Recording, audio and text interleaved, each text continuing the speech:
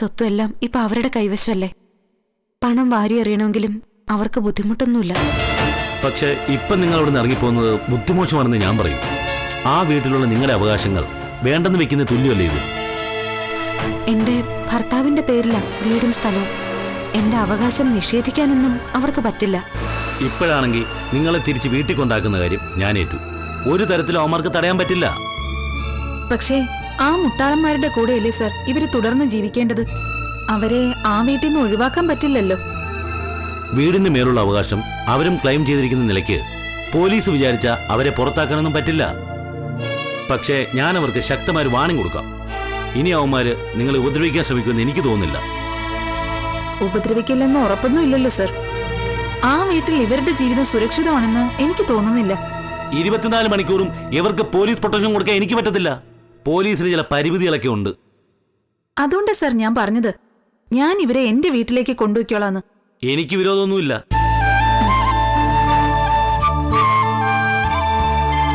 പോകാൻ നിങ്ങൾക്ക് സമ്മതമാണല്ലോ അല്ലേ? അതെ സർ. ശരി.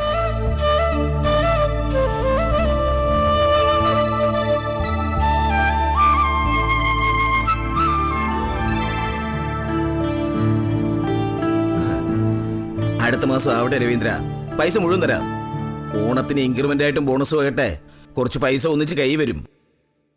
പിന്നെന്താ, ഓണത്തിന് നമുക്ക് അടിച്ചു പൊളിക്കാം. ചെലവ് എന്റെ വക.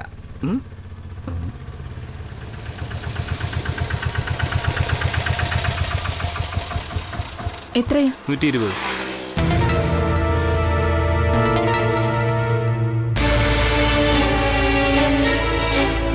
ഓക്കെ രവീന്ദ്ര, ഞാൻ പിന്നെ വിളിക്കാം.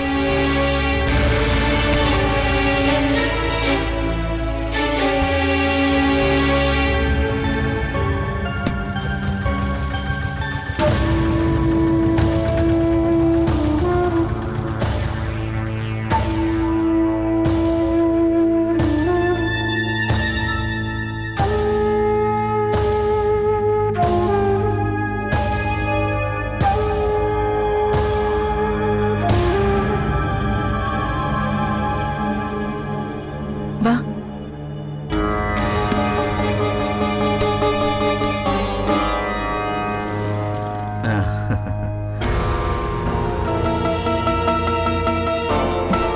വേണുവേട്ടന് അമ്മുനെ അറിയാലോ.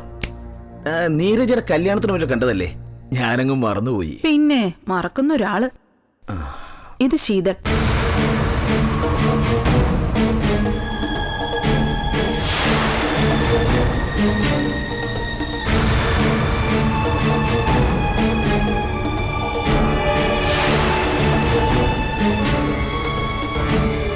നരേന്ദ്രൻ തമ്പിയുടെ മോള.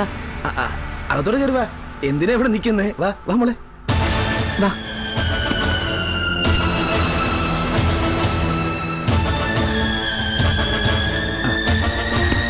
പിന്നെ പിന്നെ എന്തൊക്കെയുണ്ട് വിശേഷങ്ങൾ? ഇവളുടെ വിശേഷങ്ങളൊക്കെ ഞാൻ ഫോണിൽ കൂടി പറഞ്ഞതല്ലേ. അവിടെ പൂട്ടിയിട്ടിരിക്കുകയായിരുന്നു. അവിടുന്ന് രക്ഷപ്പെടുത്തിക്കൊണ്ട് വരിക. ഇനി കുറച്ചു ദിവസം ഇവിടെ താമസിക്കും. താമസിച്ചോട്ടെ. എന്തിനാ കുറച്ചു ദിവസം ആക്കുന്നേ? എത്ര ദിവസം വേണമെങ്കിലും താമസിച്ചോട്ടെ, നമുക്ക് സന്തോഷമല്ലേ ഉള്ളൂ. അല്ല, എന്തിനാ നിക്കുന്നേ? അങ്ങോട്ട് ഇരിക്കേ. ഇവൾക്ക് നല്ല സുഖമില്ല വേണുവേട്ടാ. അവൾ ഇവിടെ എവിടെയെങ്കിലും ഒന്ന് കിടന്നോട്ടെ. നമ്മുടെ ബെഡ്റൂമിലോട്ട് കിടത്തിക്കോ, ഒരു വിരോധവും ഇല്ല. അതിനൊന്നും ഒരു വിരോധം ഉണ്ടാവില്ലെന്ന് എനിക്കറിയാം.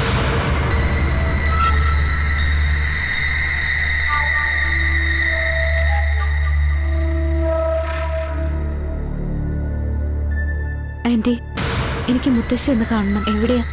വാ, അകത്താ.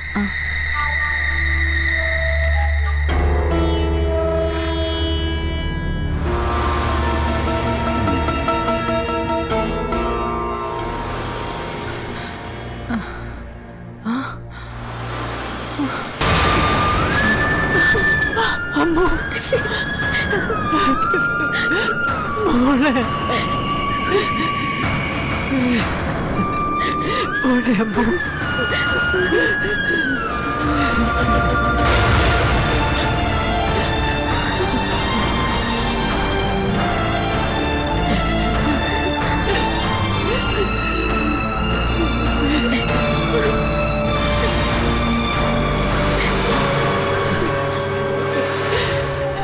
എന്ത് എന്റെ മോളെ നിനക്ക് നിന്റെ കോലം കണ്ടാ മതിയല്ലോ.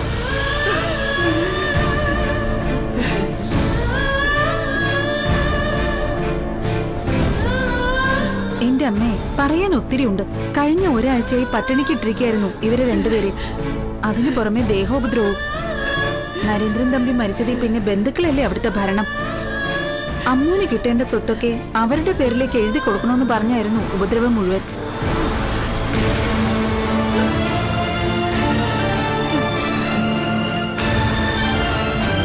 എന്റെ മോളെ, നിന്റെ ഒരു വിധി.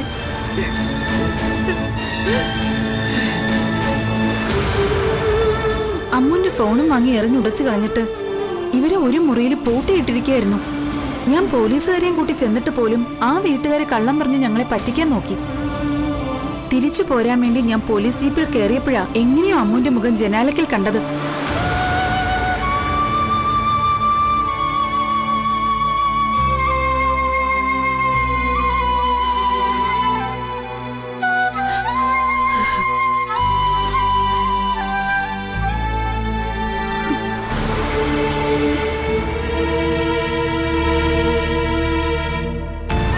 ഒന്നുകൂടി തിരിഞ്ഞു നോക്കാൻ ഈശ്വരൻ തോന്നിപ്പിച്ചതാ. അല്ലെങ്കിൽ ഞങ്ങളവിടെ പട്ടിണി കിടന്ന് മരിച്ചു പോയത്. സാരമില്ല, അങ്ങനെയൊന്നും സംഭവിക്കില്ല. ഞാൻ എന്തുമാത്രം പ്രാർത്ഥിച്ച എന്റെ കുട്ടിക്ക് വേണ്ടി. പിന്നെ നിന്റെ അച്ഛന്റെ അനുഗ്രഹം എപ്പോഴും നിനക്ക് തുണയായിട്ടുണ്ടാവും. ദ്രോഹിക്കാനല്ലാതെ നശിപ്പിക്കാനൊന്നും ആർക്കും പറ്റില്ല.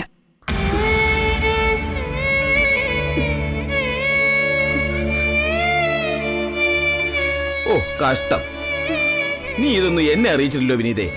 പറഞ്ഞിരുന്നെങ്കിൽ ഞാൻ കൂടെ നിന്റെ കൂടെ വരുമായിരുന്നല്ലോ. കുടിച്ച് വെളിവില്ലാതെ പരാതിയും കൊണ്ട് പോലീസ് സ്റ്റേഷനിൽ ചെല്ലുന്നതിനേക്കാൾ ഭേദം ഞാൻ ഒറ്റയ്ക്ക് പോയത് തന്നെയാ. ഞാൻ കൂടി ഉണ്ടായിരുന്നെങ്കിൽ നിനക്ക് ഒറ്റയ്ക്ക് പോലീസ് ജീപ്പിൽ കയറി പോകേണ്ടി വരില്ലായിരുന്നല്ലോ. വനിതാ പോലീസ് ഉണ്ടായിരുന്നു കൂടെ? കാണത്തില്ല, എനിക്കറിയാം. എന്റെ മോളുണ്ടായിരുന്നു കൂടെ. മതിയോ? ഓ, ഞാനതങ്ങ് മറന്നുപോയി.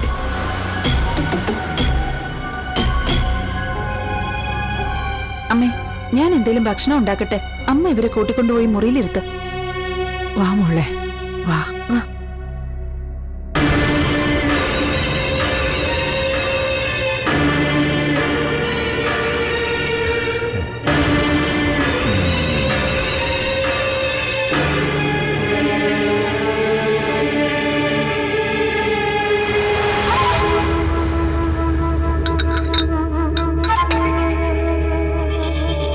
അമ്മ ഭക്ഷണം കഴിച്ചിട്ടാണോ വന്നത്? അതോ കഴിച്ചില്ലേ? ഇപ്പോഴെങ്കിലും നീ ഒന്ന് തിരക്കിയല്ലോ. ഞാൻ വന്നിട്ടേ 4 മണിക്കൂറായി. അമ്മ വന്ന വിവരം ഞാൻ അറിഞ്ഞോ? ഞാൻ ഇവിടെ ഇല്ലായിരുന്നല്ലോ. എപ്പോഴാ വന്നതെന്നെങ്കിലും നീ ഒന്ന് അന്വേഷിച്ചോ? എന്റെ അമ്മേ, ഓരോ കുറ്റം കണ്ടുപിടിക്കാനാണെങ്കിലേ ഞാനും പറയാം ഒരു 100 എണ്ണം. 2 കിലോമീറ്റർ അപ്പുറത്ത് സുഖമായിട്ട് കഴിയുന്ന അമ്മ എപ്പ വന്നു, എങ്ങനെ വന്നു, എവിടുന്ന് വന്നു എന്നൊക്കെ ഞാൻ അന്വേഷിക്കണോ? സ്നേഹവും പരിഗണനയും ഉണ്ടെങ്കിൽ അന്വേഷിക്കൂടി. ഈ സ്നേഹം എന്ന് പറയുന്നത് ഒറ്റത്തടി പാലൊന്നുമല്ലല്ലോ. അങ്ങോട്ട് മാത്രം കിടക്കാൻ ഇങ്ങോട്ടും ആവാ അതൊക്കെ. അമ്മോ, മോളെ. 2 പെണ്ണുങ്ങളെ ഇറക്കുമതി ചെയ്തിട്ടുണ്ടല്ലോ. എവിടെ നിന്ന് കിട്ടി? ഒന്ന് എന്റെ ആങ്ങളയുടെ മോള, മറ്റേ കുട്ടി അവൾക്ക് വേണ്ടപ്പെട്ടവളും. അല്ലേ, ഇതെന്താ അഭയാർത്ഥിക്കാൻ പാണോ? ആരുമില്ലാത്തവർ ഇവിടെ കൊണ്ടുവന്ന് താമസിപ്പിക്കാൻ. അമ്മയുടെ വീട്ടിലോട്ട് ഞാൻ കൊണ്ടുവന്നോ? ഇല്ലല്ലോ. എന്റെ മോൻ അധ്വാനിച്ചു കൊണ്ടുവന്നിട്ട് വേണമല്ലോടി ഇവറ്റകൾക്കൊക്കെ ചെലവിന് കൊടുക്കാൻ. ഇപ്പൊ തന്നെ 3 എണ്ണം ആയല്ലോ. ഇനിയുണ്ടോ ഇറക്കുമതി? മോൻ ചെലവിന് കൊടുക്കുന്ന കാര്യമൊന്നും പറയണ്ട. ബാറിലും ബിവറേജസിലും നിൽക്കുന്ന ജോലിക്കാർക്ക് കിട്ടുന്നുണ്ട് മകന്റെ അധ്വാന ഫലം. പിന്നെ ഉരുമ്പിട്ടിറങ്ങിയ ചില പെണ്ണുങ്ങൾക്കും ഞാനൊന്നും പറയുന്നില്ല. എടി, നിന്നെ കൊണ്ട് കൊള്ളാഞ്ഞിട്ടായിരിക്കൂടി.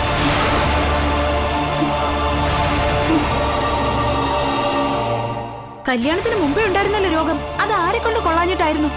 നീയും മോശക്കാരിയൊന്നും അല്ലായിരുന്നല്ലോ. നിന്റെ കേമത്തരെ ഞാനും കുറെ കേട്ടിട്ടുണ്ട്. മകൻ പെണ്ണ് കാണാൻ വന്നപ്പോ മുഖത്ത് നോക്കി ഞാൻ പറഞ്ഞായിരുന്നു എനിക്ക് ഈ കല്യാണം വേണ്ടെന്നും വേറൊരാളെ ഇഷ്ടമാണെന്നും. പിന്നെ എന്തിനാ കെട്ടിയേറ്റത്? ആരെങ്കിലും നിർബന്ധിച്ചായിരുന്നോ? അതെ, അവന് പറ്റിയൊരു അബദ്ധമാ. അബദ്ധം പറ്റിയത് എനിക്ക്. ഇന്ന് ഈ വീട് കഴിഞ്ഞു പോകുന്നതേ നിങ്ങളുടെ മോന്റെ മിടുക്കൊണ്ടൊന്നല്ല. ഞാൻ ചിട്ടിയും വട്ടിയൊക്കെ നടത്തിയിട്ടാ. നിങ്ങളുടെ മോന്റെ ശമ്പളം ബാറിലോട്ടും ബിവറേജസിലോട്ടും ഒഴുകുന്നേ. അങ്ങോട്ടും ഇങ്ങോട്ടും അധികം വിളമ്പാതിരിക്കുന്നതായി എല്ലാവർക്കും നല്ലത്.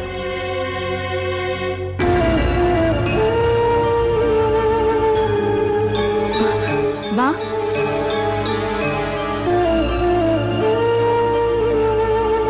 എല്ലാം എടുത്തു വെച്ചിട്ട് എത്ര നേരമായി? വിശപ്പെല്ലാം ചത്തുപോയോ? ഇവിടെ വന്നു കയറിയപ്പോ തന്നെ ആശ്വാസമായി. ആരെയും പേടിക്കാണ്ട് സമാധാനമായിട്ട് കഴിയാലോ.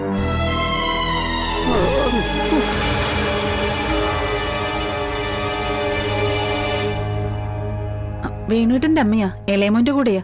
ഇവിടെ അടുത്ത് തന്നെയാ, 2 കിലോമീറ്റർ അപ്പുറത്ത്. അമ്മേ, ഇത് അമ്മു, വിജയേട്ടന്റെ മോളാ. ഓ, മനസ്സിലായി മനസ്സിലായി. ചരിത്രം കുറെയൊക്കെ ഞാനും കേട്ടിട്ടുണ്ട്. കെട്ടിയതും ഉപേക്ഷിച്ചതും പിന്നെ ഒന്ന് കെട്ടിയതിനെ കെട്ടിയതും.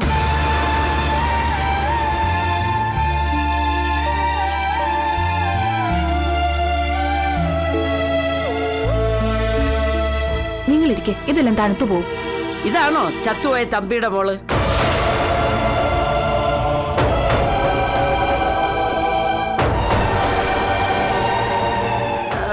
കഴിച്ചോ കഴിച്ചോ, അത് കുറയ്ക്കണ്ട. മാറിയില്ലുവണ്ടേ, മാറ്, വഴിക്കാരി നിൽക്കാതെ. നിങ്ങൾ ഇതൊന്നും ഗൗനിക്കണ്ട. വല്ലപ്പോഴും വന്നു പോകുന്ന പാറയാ. ഇരിക്കെ.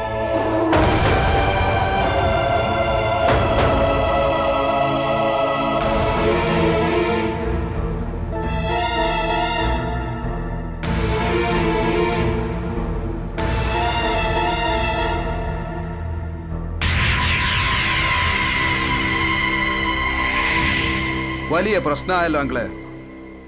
അവന്മാരിങ്ങനെ പോലീസിന്റെ കഷത്തിൽ കൊണ്ടുപോയി തലവെച്ച് കൊടുക്കുമെന്ന് ആരറിഞ്ഞു? പോലീസിന് വിഡ്ഢിവേഷം കെട്ടിച്ചതിന്റെ കലിപ്പ് ആ SIക്ക് കാണാതിരിക്കില്ല. എന്തൊക്കെ വകുപ്പ് ചാർജ് ചെയ്യോ ആവൂ. ആ SI ഒന്ന് മയപ്പെടുത്തണമല്ലോ. കാശ് മേടിക്കുന്നവനാണോ? നല്ല ചോദ്യം. ആരാ അങ്കിളെ പൈസ കിട്ടിയാ വാങ്ങാത്തത്? പരാതിക്കാർ രണ്ടുപേരും പെണ്ണുങ്ങളാ. അതുകൊണ്ട് കേസിന് ബലം കൂടും. ഒരുത്തിയാണ് ഒരു പൊട്ടിപ്പെണ്ണ്. വികലാംഗ എന്ന പരിഗണന വരുമ്പം കേസ് ഒന്നുകൂടെ സ്ട്രോങ് ആകും. എങ്ങനെയെങ്കിലും നമുക്ക് അവന്മാരെ ജാമ്യത്തിൽ ഇറക്കണ്ടെങ്കിലേ വേണം. ഇല്ലെങ്കിൽ അത് നമുക്ക് തന്നെ ദോഷമായിട്ട് വരും. 2 എണ്ണത്തിന് ഓരോ കിൻഡിൽ തൂക്കം ഉണ്ടെന്നുള്ളതേ ഉള്ളൂ. തലയ്ക്കകത്തൊന്നുമില്ല. പോലീസുകാർ തിരിച്ചും മറിച്ച് ഓരോ ചോദ്യങ്ങൾ ചോദിച്ചാൽ അവന്മാരെന്തെങ്കിലും മണ്ടത്തരങ്ങൾ എഴുന്നള്ളിക്കും.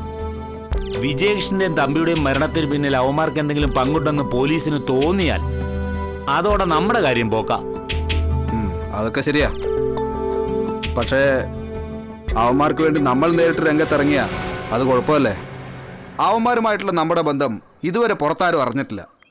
അറിഞ്ഞാൽ പോലീസിന് സംശയിക്കാൻ ആ ഒരു കാരണം മതിയല്ലോ. നമ്മൾ നേരിട്ടൊന്നും ചെയ്യണ്ട. ഒരു വക്കീലിനെ വെച്ച് കർട്ടന് പിന്നിൽ നിന്ന് കളിക്കുന്നതാ ബുദ്ധി. പക്ഷേ 2 ജാമ്യക്കാരെ എവിടെ നിന്ന് സംഘടിപ്പിക്കണ്ട?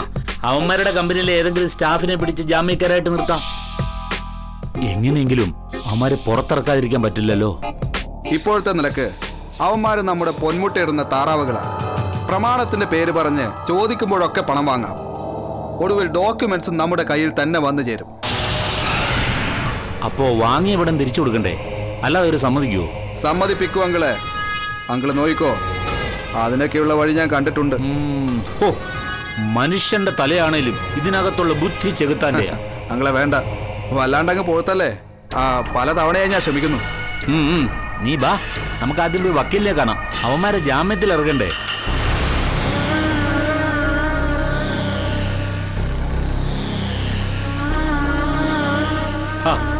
എടാ വാടാ.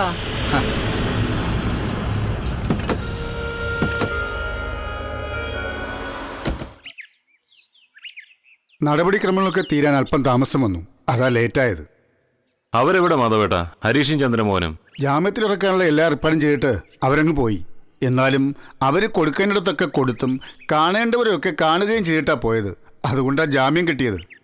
ജാമ്യം കിട്ടാതിരിക്കാൻ ഇത് കൊലക്കേസൊന്നും അല്ലല്ലോ. കൊലക്കേസ് മാത്രമാണ് അൺബെയിലബിൾ ഒഫൻസ് എന്ന് നിങ്ങളോട് ആര് പറഞ്ഞു? 14 ദിവസത്തെ റിമാൻഡാ പ്രോസിക്യൂഷൻ ആവശ്യപ്പെട്ടത്.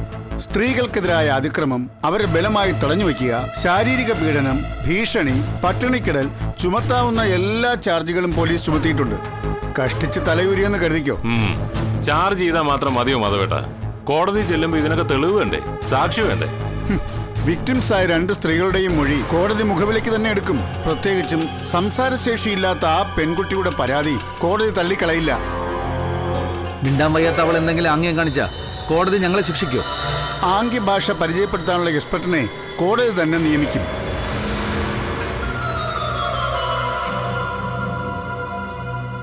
എക്സ്പെർട്ട് ഡിസിഷൻ സാധാരണഗതിയിൽ കോടതി സ്വീകരിക്കുക തന്നെ ചെയ്യും. സാക്ഷികളില്ല എന്നതുകൊണ്ട് മാത്രം രക്ഷപ്പെട്ടു എന്ന് കരുതണ്ട. എന്ത് മാർഗം ഉപയോഗിച്ച് അവളെ കൊണ്ട് ഒപ്പിടിക്കാൻ മാധവേട്ടൻ തന്നെയല്ലേ ഞങ്ങളെ ഉപദേശിച്ചത്? പോലീസിന് പിടികൊടുക്കണമെന്ന് ഞാൻ ഉപദേശിച്ചില്ല. അത് നിങ്ങളുടെ മണ്ടത്തരം കൊണ്ട് മാത്രം സംഭവിച്ചതാ. ഞങ്ങൾ എന്ത് ചെയ്യാനാ മാധവേട്ട? ആരെയും വീട്ടിൽ പോലും കയറ്റാതെ ഇത്രയും ദിവസം തടഞ്ഞു നിർത്തിയതാ. പോലീസ് വന്നപ്പോഴും ആദ്യം ഞങ്ങൾ കള്ളം പറഞ്ഞ് രക്ഷപ്പെട്ടു. നിങ്ങൾക്ക് അവരെ എങ്ങോട്ടെങ്കിലും മാറ്റാമായിരുന്നില്ലേ? തമിഴ്നാട്ടിൽ തന്നെ 2-3 ഫാം ഹൗസുകളില്ലേ? ഇവിടെയാണെങ്കിൽ എസ്റ്റേറ്റും ബംഗ്ലാവും തോട്ടങ്ങളും ഒക്കെ ഉണ്ടായിരുന്നല്ലോ. 2-3 ദിവസം കൊണ്ട് അവൾ മെരുങ്ങൂന്ന് വിചാരിച്ചു. പക്ഷെ അവളുടെ മനക്കെട്ടിയ അപാരം തന്നെ. ഇനി അതൊന്നും പറഞ്ഞിട്ട് കാര്യമില്ല. കേസ് കോടതി വരുമ്പോ നമുക്ക് ബാക്കി നോക്കാം. കടമ്പയ്ക്കൽ കൊണ്ടുപോയി കല ഉടച്ചതുപോലായി. വിനീത അമ്മൂനും ശീതളിനെയും കൂട്ടിക്കൊണ്ടുപോയി. അമ്മൂനെ കൊണ്ട് ഒപ്പിടിക്കാൻ നോക്കിയിട്ട് അത് നടന്നില്ല. ഇനി ആ പദ്ധതി ഉപേക്ഷിച്ചേ. അവളുടെ ഒപ്പില്ലാതെ എന്ത് ചെയ്യാൻ പറ്റുമെന്ന് നമുക്കൊന്ന് ആലോചിക്കണം. അവർ 2 പേരും വീട് വിട്ടു പോയത് ഒരു കണക്കിന് നന്നായി. ഇനി ആ വീട് നിങ്ങളുടേതാണല്ലോ. വസ്തുവകകൾ നിങ്ങളുടെ പേരിലേക്ക് മാറ്റാനുള്ള നിയമ നടപടികൾ പൂർത്തിയാകുമ്പോ പാർട്ണർഷിപ്പ് അസാധുവാവില്ലേ? പിന്നെ അവളുടെ ഒപ്പും ചിപ്പും ഒന്നും വേണ്ട. മാധവേട്ട, ആ പ്രമാണങ്ങളൊന്നും ഇതുവരെ കണ്ടുപിടിക്കാൻ പറ്റിയിട്ടില്ല. അതില്ലാതെ എങ്ങനെയാ വസ്തുവകകളൊക്കെ ഞങ്ങളുടെ പേരിലോട്ട് മാറ്റുന്നേ? സബ് രജിസ്റ്റർ ഓഫീസിൽ നിന്ന് പകർപ്പെടുത്താൽ മതി തൽക്കാലം. എന്നിട്ട് സാവകാശം ഒറിജിനൽ ഡോക്യുമെന്റ്സ് കണ്ടുപിടിക്കുക.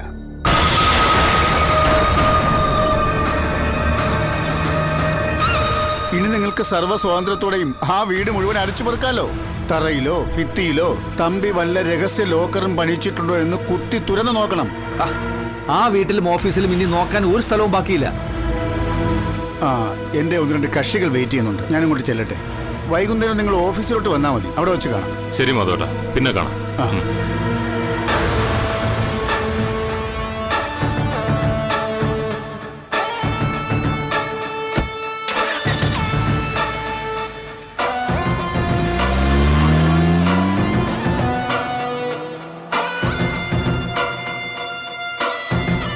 വാ പോവാം.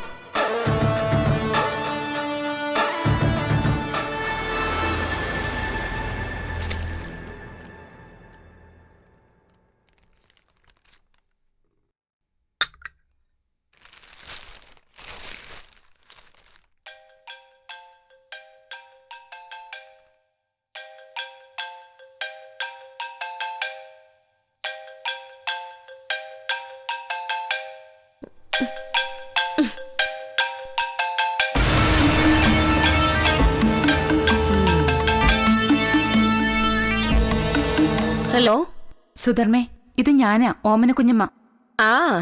എന്തൊക്കെയുണ്ട് കുഞ്ഞമ്മ വിശേഷം? വിശേഷം പറയാനാണെങ്കിൽ ഒത്തിരി ഉണ്ട് സുധർമ്മേ.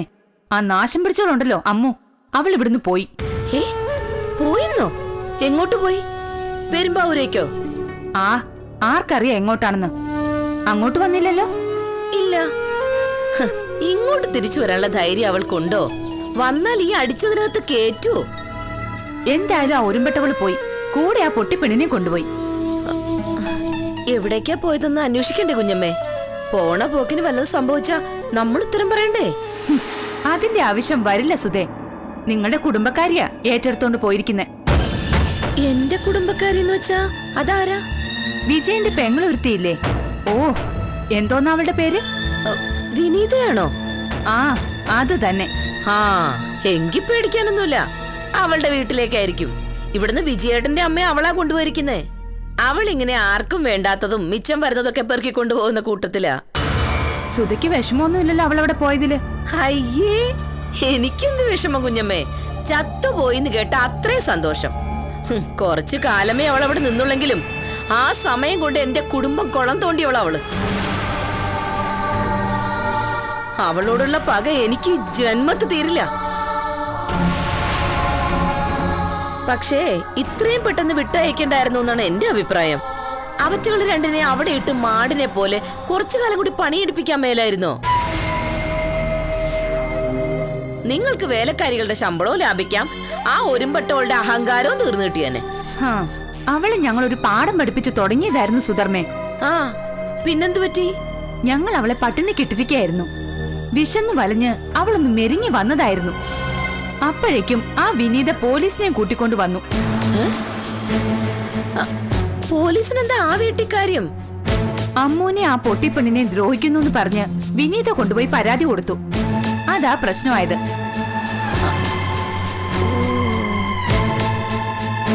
പോലീസും കൂടി വന്ന് അവരെ കൊണ്ടുപോയത്. അമ്മ പോയത് ഒരു കണക്കിന് നന്നായി എന്ന് കരുതിയാ മതി കുഞ്ഞമ്മേ. അവളെ കൊണ്ടുള്ള ശല്യം തീർന്നല്ലോ. ഇപ്പൊ വീടും സ്വത്തും ഒക്കെ നിങ്ങളുടെ കൈവശത്തായില്ലേ?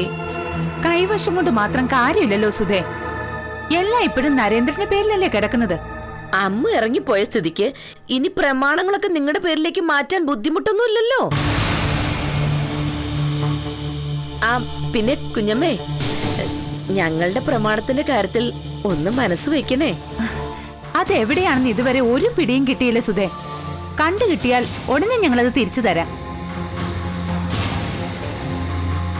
പക്ഷെ ആ പ്രമാണത്തിന്റെ പേരിൽ ഹരീഷ് ഇവിടെ വന്ന് പണം മേടിക്കുന്നുണ്ടല്ലോ.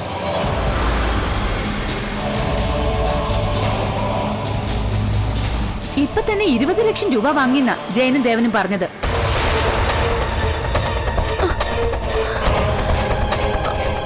$20 ലക്ഷം രൂപയോ? ഹരിക്കുട്ടൻ നിങ്ങളോട് വാങ്ങിച്ചെന്നോ?